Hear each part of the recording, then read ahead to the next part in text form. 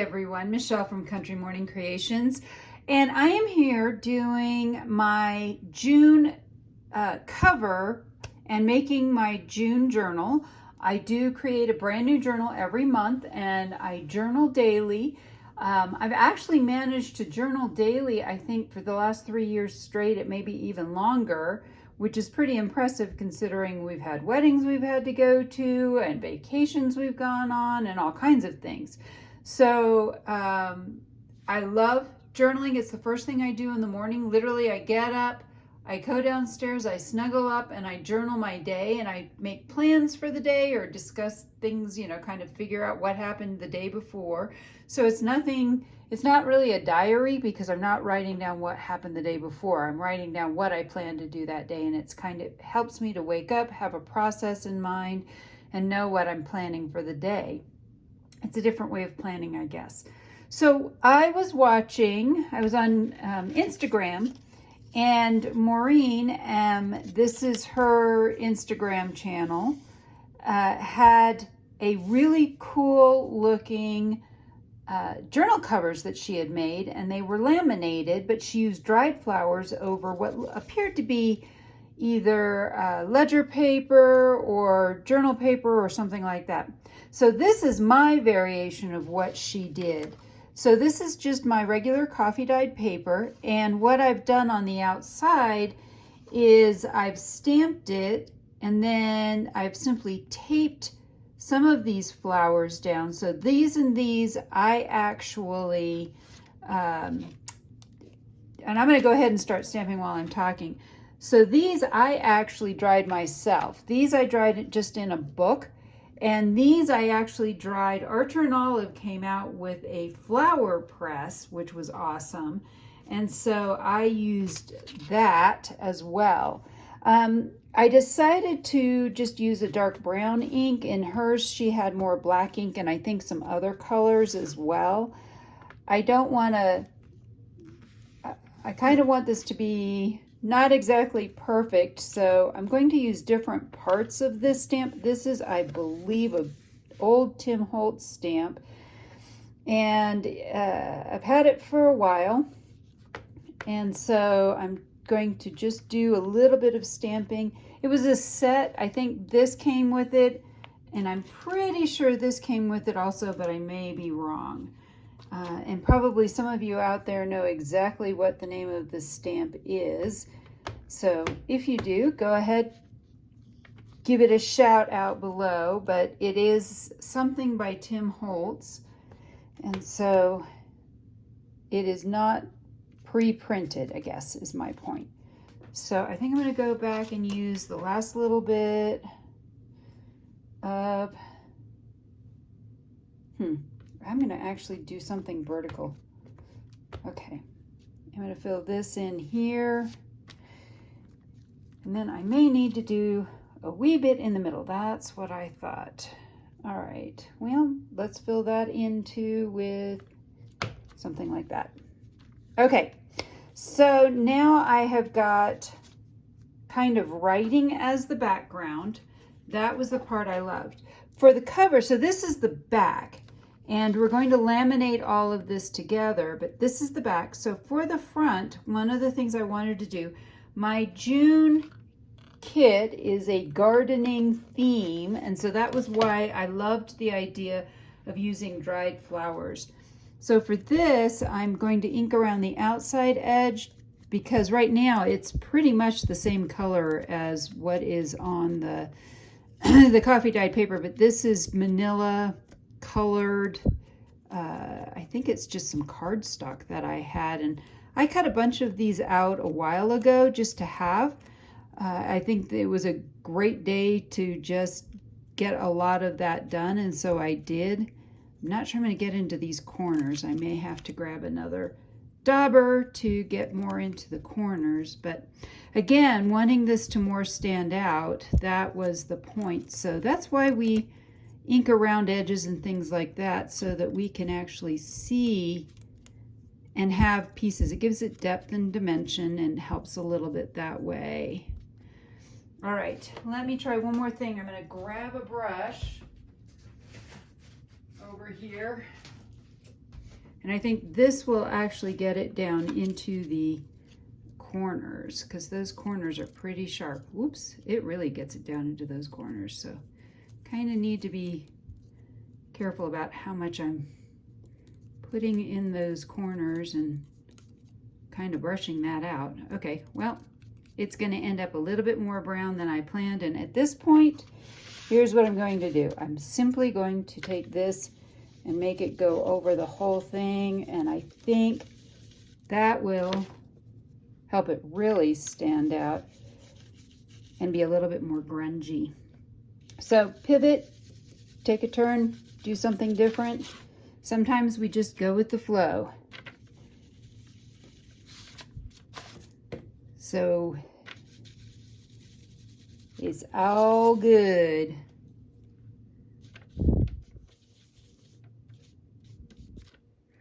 And to make it look a little bit grungier is fine with me too. I like that idea. So now I think it looks pretty grungy. This is going to go in the middle.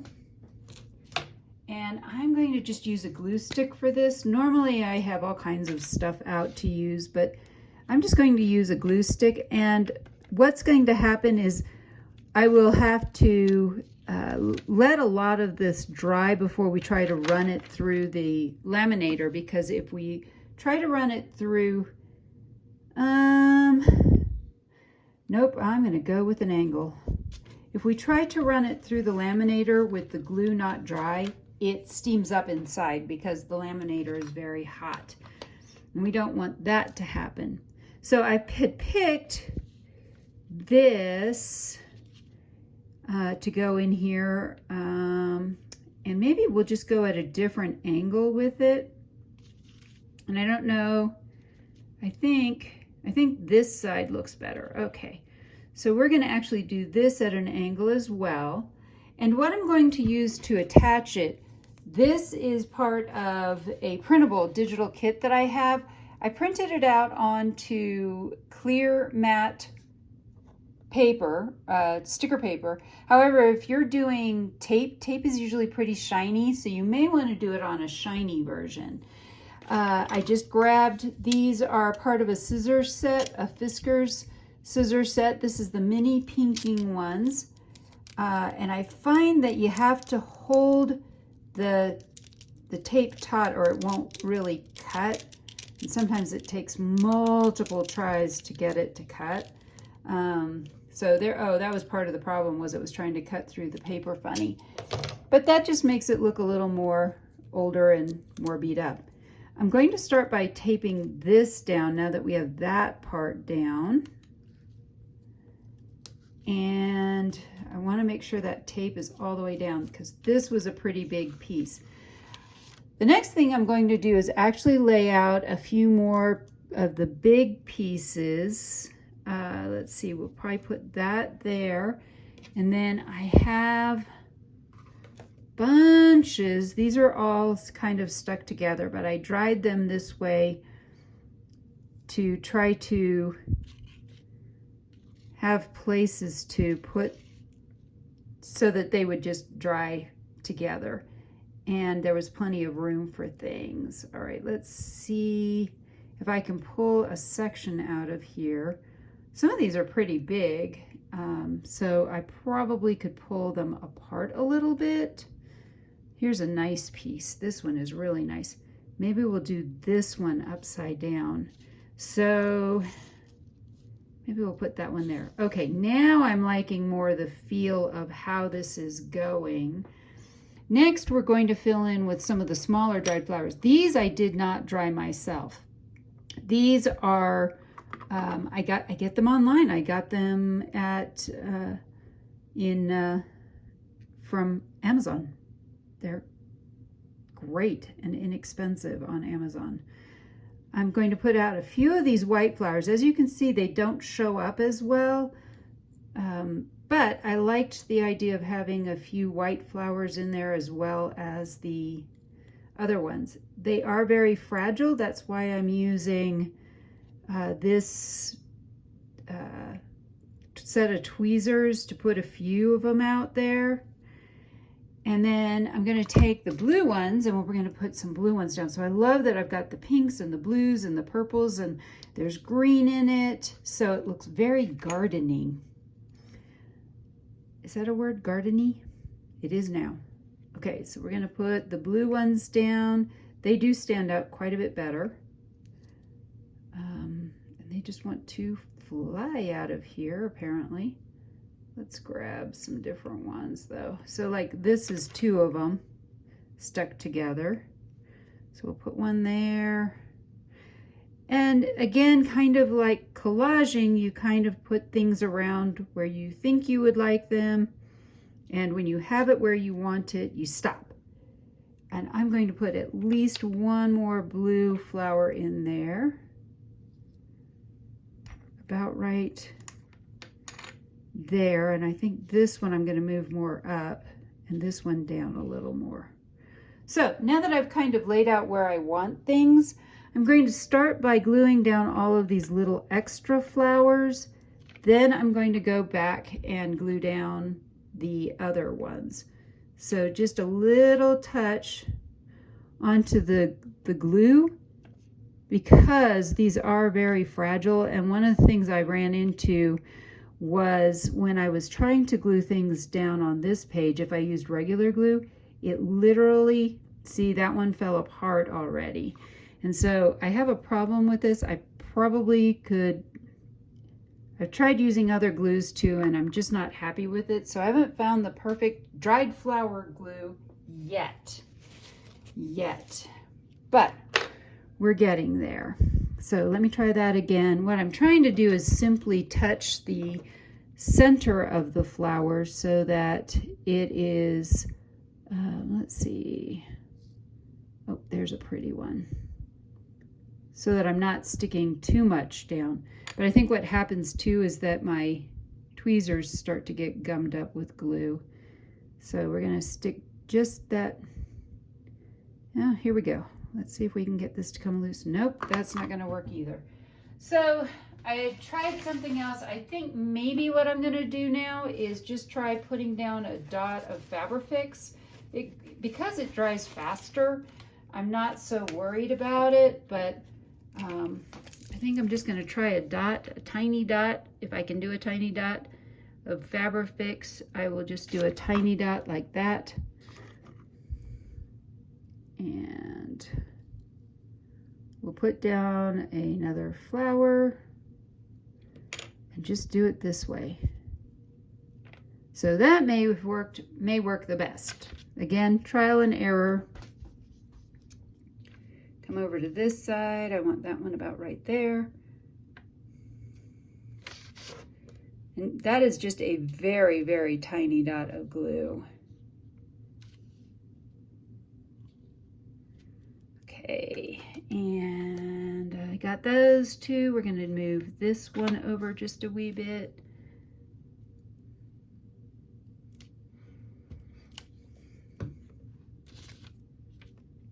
Put this one here.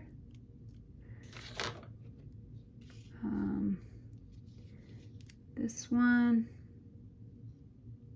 The other trick I've heard is if you're not sure you like where everything is, if you squint your eyes, you'll see the main elements.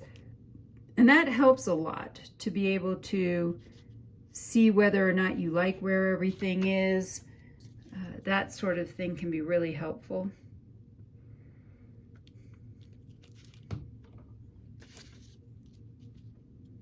So have you ever tried dried flowers? If you have, leave a comment below and tell me what all you have dried. You know what? I want another white flower in here. Just changed my mind because I can. So we're going to put another white flower in there.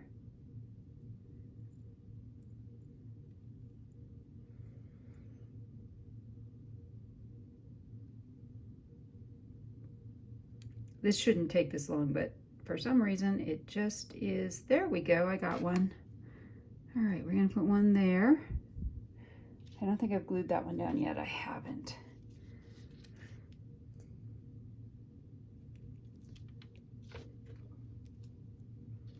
So we'll move that one up there. There we go. I think I have 2 more of these I have to glue down. You may or may not have noticed I used odd numbers in the smaller flowers. That's just one of those things nature tends to like to do. That's why 4-leaf clovers are really unusual, because nature tends to like odd numbers. And the last little flower. Now that I have these down, and this may be backwards from the way you would do it, I'm going to go ahead and tape these 2 pieces down as well. That way they are ready to go. And I need my faux vintage tape. And I've cut this a 1/2 inch wide, as opposed to, I think you can do 3/4, you could do 1 inch, however wide you wanted to slice it. So again, whatever works for you, go for it. I'm going to do 1 more piece of tape down here.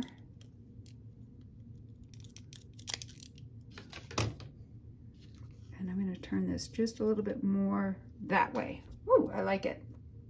And that's what's really fun, is sometimes just turning something a little bit suddenly brings a whole different thing into a completely different perspective, and you like it even better. Okay, so now these are ready to be laminated, and I am going to get my laminator out and start warming it up, and I'll be right back with where we're going to, how we put this together to laminate it. Okay, so I've given this some time to dry. It is ready to put in. And the reason I didn't do this all in one big sheet of paper is I've found that if I don't leave a little bit of a seam in the middle, then it all, it's really hard to fold. And because this is a journal cover, I want it to be able to fold very neatly. So I think what I'm going to do, let's try to line things up here using the grid, which we can see through here, which is nice. And so I'm going to put this one here. And this one, I don't think I really want 1/4 inch between them, but that actually may not be a bad idea. All right, so trying to line this up. And the reason I glue everything down is because I live in Colorado, and I don't know if this is true anywhere else, but I find that usually there's a ton of static electricity in these, and so when I try to close the cover, it moves everything around, which would be bad. Okay, I think everything looks pretty lined up. I'm going to simply hold these still, smooth this out as we go. And now this is ready to run through my laminator. And I don't know if you can buy matte laminating paper. I bet we could. I bet I could if I could find it. Oh, see, I think things have already shifted. Yep, they have. So I have to go back in and move all this because it shifted already. All right, let's try to get this all lined up again. There's that. And there is that. So I'm going to pinch this as I pick it up and make sure that nothing shifts, and just put it in the laminator. And then I'm going to just hold it up a little bit so it doesn't slide again.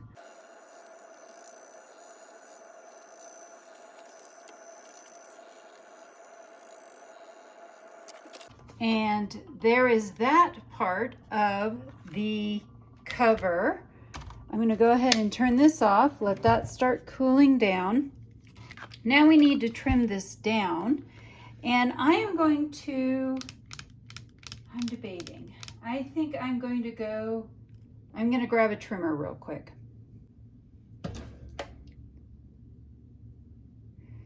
So I have my big Fiskars trimmer, and I'm going to cut about, I don't know, 1/8 of an inch, maybe a little bit around the edges. And then we need to round the corners on this, because leaving the corners of this would be very sharp. And so I'm simply going to go around it, trim it down. And as you can see, I'm pulling it back a little bit so it's pretty even down the middle. So this is not going to cut much off the top, which is fine. I'm not sure it cut anything off the top, which is fine. All right, and we'll get this side. Kind of eyeballing it. I'm notorious for that. I think a lot of crafters eyeball things. My husband would measure 30 times and cut once. All right, so we now have this part, which looks super cute. And I do want to cut those corners because I'm really afraid that if we leave them not rounded, they're going to poke or do something like that. And so let me see, I need to grab, what size do I want? I think I'm going to go with kind of a medium-ish size. So again, I have these Crocodile Chomper We Are Memory Keepers corner rounders. They come in a whole bunch of different sizes. I will use another one here in a little bit as well. Just rounding these corners a little bit to make sure that they are not going to hurt anyone. So for the next part, what I'm debating about, what she did was she simply stitched around the edges of both of the parts. So we have, I've stitched her all the way around this, and of course, being me, I ran out of thread, bobbin thread about here, so I had to restitch this. I'm a thread person. I love leaving the threads, so I'm going to leave them. Isn't this gorgeous? I just need to stop a minute and look at it. I think this has turned out absolutely fabulous. For the inside, before we keep going, I decided that I wanted to put some kind of paper on the inside. One, to kind of not be so shiny, but two, because I didn't want to just leave the plain paper. I decided that I would do this after I'd already laminated everything. So of course we're going to go back now and fix this. So a couple of things, hang on a second. I'm trying to find, there it is. One of the things I'm going to do first, I want to grungy this up a little bit. It's looking a little bit too fresh with what I have going on here, but I love this paper. So I'm going to grungy it up a little bit by grabbing my stamps again, the same ones that I used on the other side, and we're going to stamp over some of this and do a couple of other things to it. I just had my ink, there it is. So let's grab some ink. We're going to grab these two. Maybe we'll start with this one on the top. So I'm going to go back and put some of this over it. We'll do a couple of other pieces, and maybe not as much as I did on the other side. So this can kind of go a little bit here, a little bit there. Doesn't have to cover the whole thing. Let's do maybe this here, like that. We're going to do the same thing over here.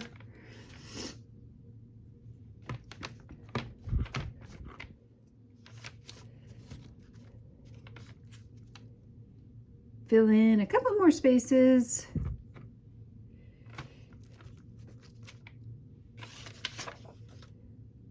Grab.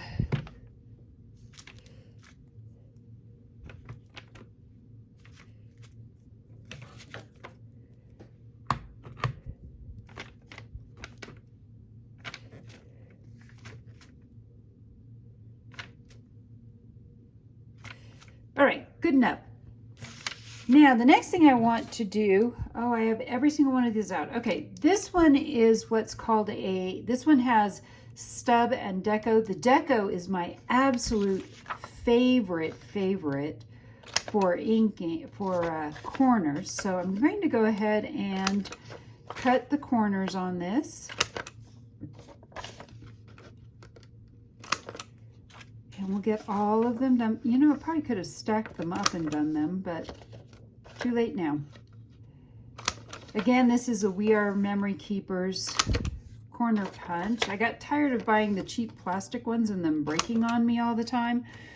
So I did go ahead and get some of those. So I'm going to switch out inks. I'm going to use the Gathered Twig. This is a Distress ink, not a Distress Oxide. And we're just going to grungy up the edges a little bit.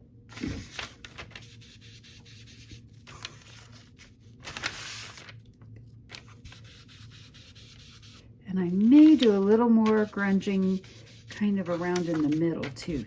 Bring some of the brightness down on this. Like that. So, grungy, not grungy. Much better.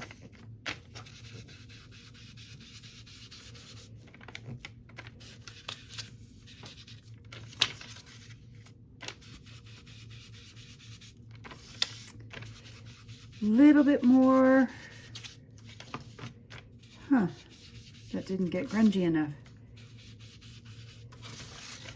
So I've already been thinking about, and I'm not sure what I'm going to do, but we're going to give it a try. I love Fabri-Tac for so many different things, so I'm going to try gluing that, but I don't know if this will actually glue to the, I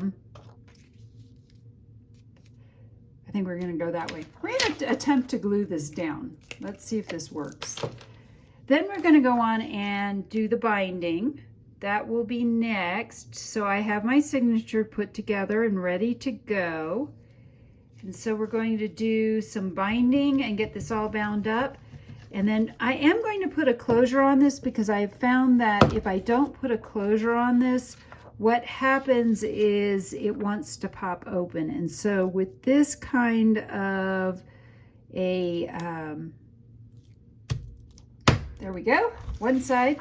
So with this kind, with this plastic, it is really, really rigid and doesn't want to close, unlike a lot of other bindings. And so I've seen a lot of people use a variety of different closures. I do have some elastic that we'll use. Maybe grab a button to use as well. And then we will be done. So a little bit more to go. And we'll put this one about like that. Again, the reason why I love this glue is because it gives me quite a bit of time to actually get things done. All right, next I want to grab my scoreboard, which of course I've lost at this point. Oh, there it is. I do have, you know, things where they're supposed to be, and that never happens. Now, normally you would score on the wrong side, but for this plastic, I think I am going to go ahead and score this on the kind of going the right direction, if you will. Let's see if I can do this and hold this. This is kind of slippery. So I know what I want to do, but this is so not cooperating. All right, let's try this. I'm going to shove it up against there. That looks pretty good. I am going to grab my good bone folder. This is actually boned, so it's a good bone folder. And I'm going to go ahead and get this going, started, if you will. And then we're going to go ahead and fold it. And I don't think, no, I did get that pretty much down the middle.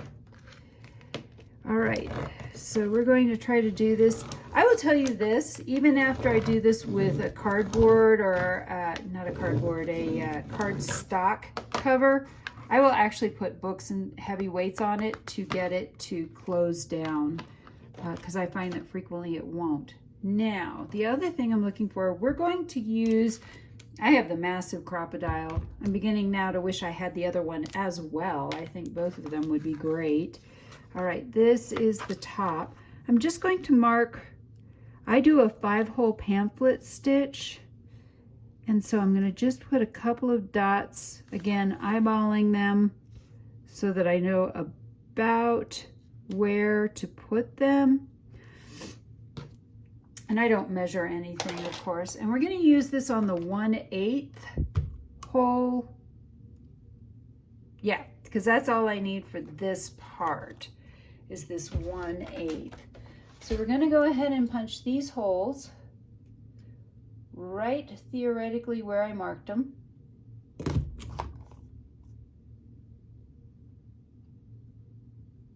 I'm going to turn this sideways now.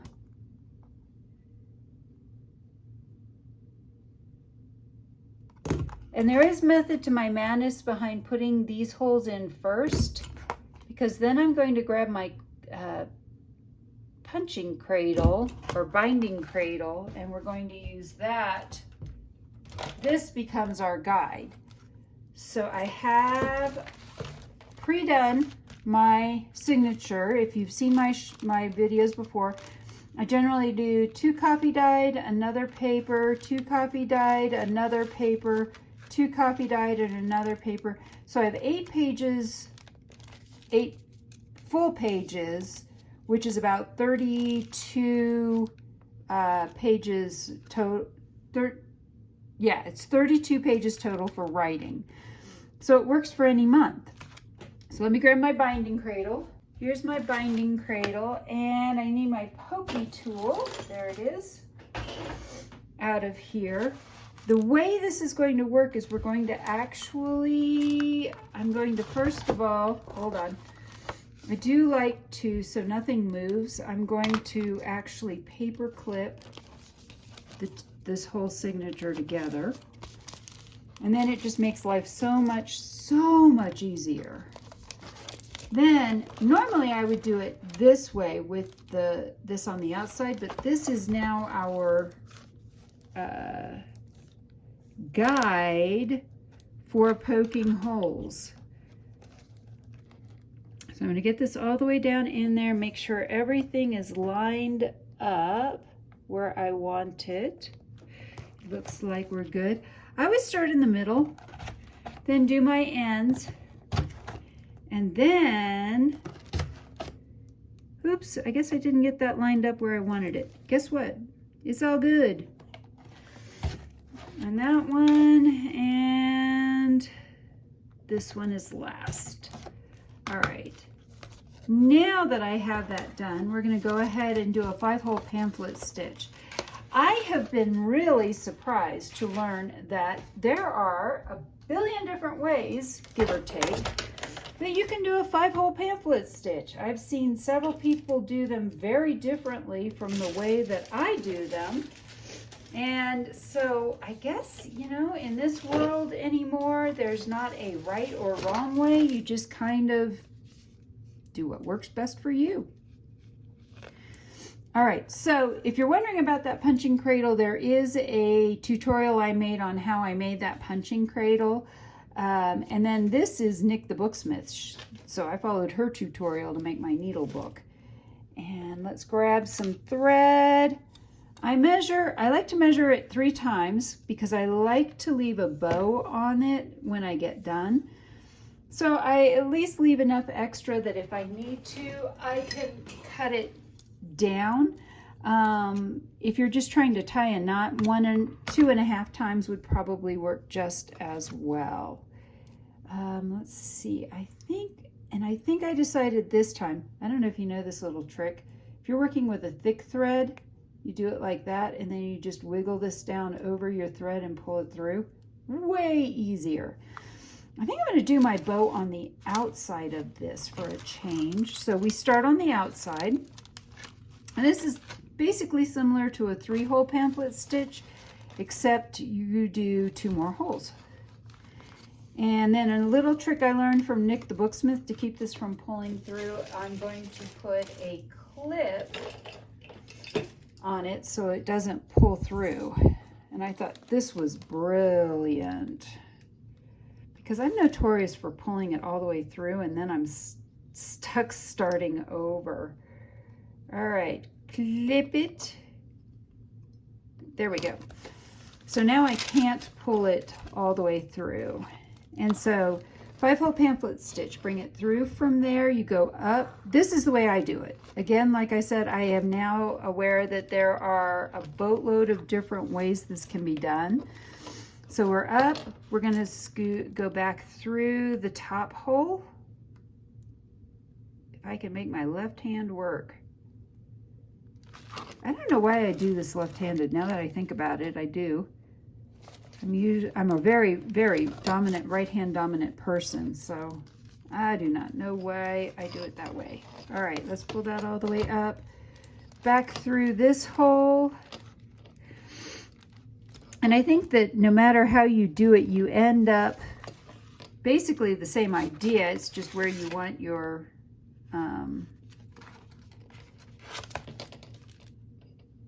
bow to be, or your knot. All right, come on. There we go. Oop. Oh, I think I have a knot back in here. Something's all tied up. Okay, hang on. This seemed like a good idea at the time, right? Okay, there we go. Now I have it. There we go. Now through the last one, back through here, and this was not cooperating earlier. Let's see if we can get it to cooperate this time. There we go. And then last but not least, oh, I'm way off on this. We're going to do some adjusting, clearly, because this is way too short. So you want to have them on either side. So this means that I need to pull this one much shorter. Make it about that long. Let's see if that works. And we'll adjust all these. Perfect. And then I always do one last test to make sure that everything is tight. Yep, everything is tight. We're going to go ahead and tie a bow back here. I first tie a square knot, so that's right over left. Then you take this is literally the same one, left over right. It's also called a friendship knot. And then I'm simply going to tie a bow here. And there we go. I'm going to trim this up just a little bit right there. And we have this cute little bow now on the back side. So the last thing we need to do is we need to make a closure, because see, it wants to pop open. Okay, so last but not least, we're going to put a closure on here. And I'm going to start by punching a hole in the back side of this, because I'm just doing a little loop closure. So it'll just be a piece of elastic that comes over and loops over onto a button.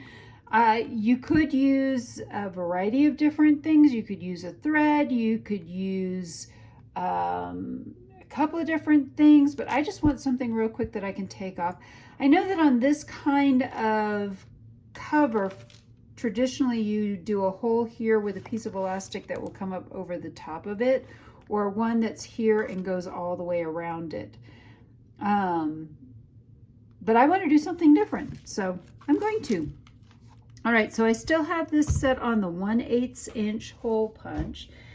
I'm just going to go ahead and punch a hole, and then I'm debating how far out I want this, but I think I'm going to go about right here, because it seems like a good idea. Now I'm going to go ahead, now that I have that one, and punch another hole on the other side, about in the same place. Well, I might be, let's see, that is about right in there. Okay, so again, we're just kind of guesstimating it. There's no perfect right answer. I'm just trying to make sure that I don't cut any of the threads that I have. So now I have a hole approximately, boy, that looks pretty darn close, lined up. We're going to put this back. Now, one of the things is I had this on the bigger one, so we have to rotate both of these dials.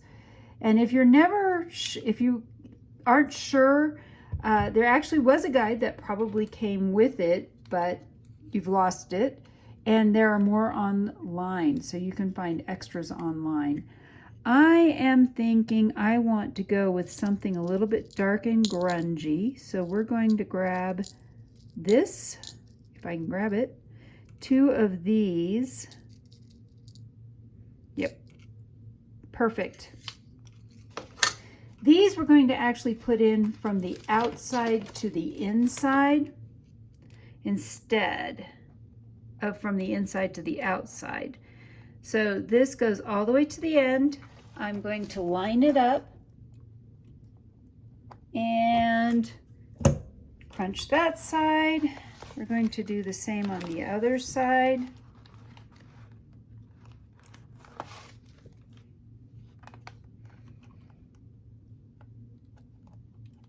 Let's see if I can get that to line up. There we go. And that is done as well. This last little part, I need to make a loop, and then I also need to pick a button out. So I'm going to use a button closure. I think I'm going to go with one of my wooden buttons because, whoops, sorry about that. I think a button would look really cute with the kind of more grungy nature of this. Ooh, this one I could go either way. I think a 2-hole button is going to work better though for what I'm thinking.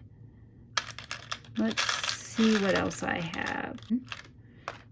That's a little bit bigger, but it's still a wooden button and it's kind of dark. And I don't think I see any other 2-hole buttons in here. There's another one, but that's too big. That is not what I'm looking for. Okay, well, I think we're going to go with this button. And I'm going to grab my elastic, which is, this was some antique elastic that I got from Susie at Paper Harbor Co. She is great for all kinds of stuff. We're just going to open this up. If I can get this to pop. There we go. I got it all open.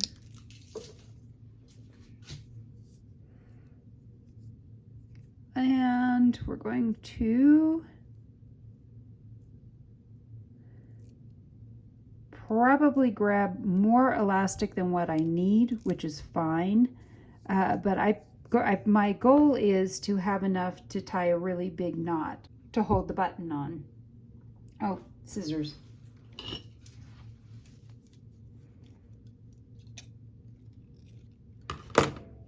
So again, I'm going to probably just cheat and go up, not get a needle out because this is stiff enough. Go down this way.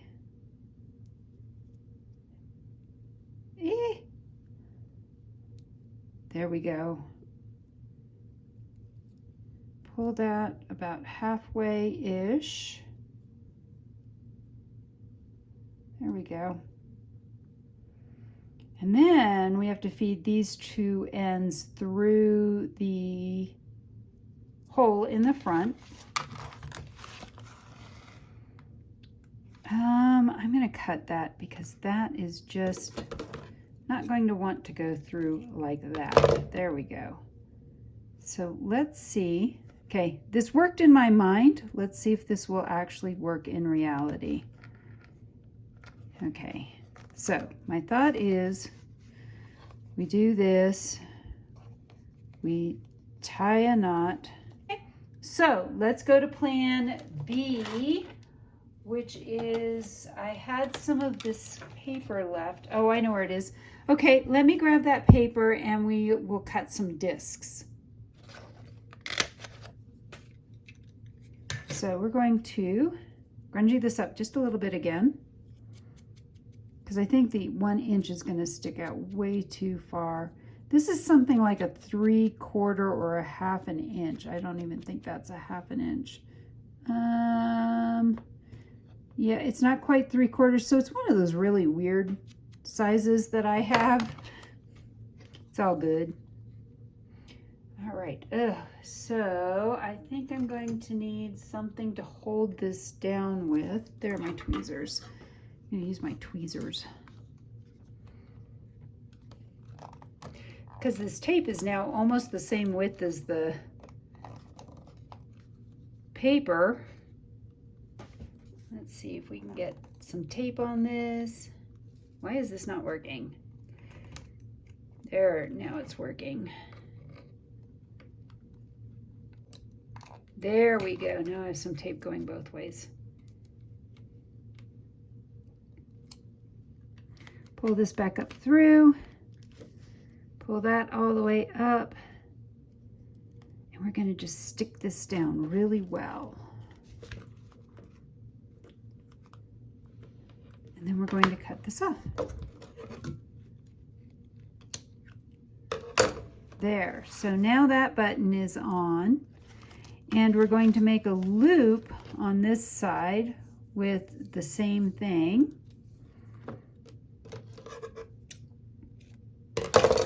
And, ooh, I had an idea.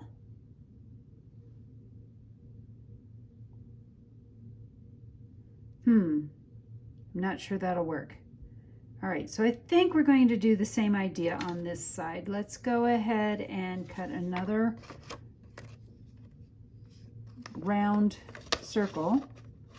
Nope, that's the big one. Let's get the little one. The little one. And we're going to go ahead and just go like this around the edges.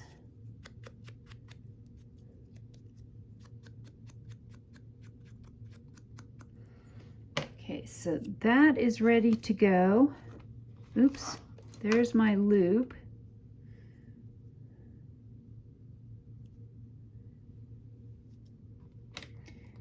And I can't really make this super tight. I think I'm going to go this way. That worked really well last time. All right, so we're going to leave this loop kind of loose so that there's some play. About like, I think that will work. So we're going to add some tape to this again. I'm going to do it over here this time. And again, that's the wrong one. All right, finally catching all my mistakes this time before I do them.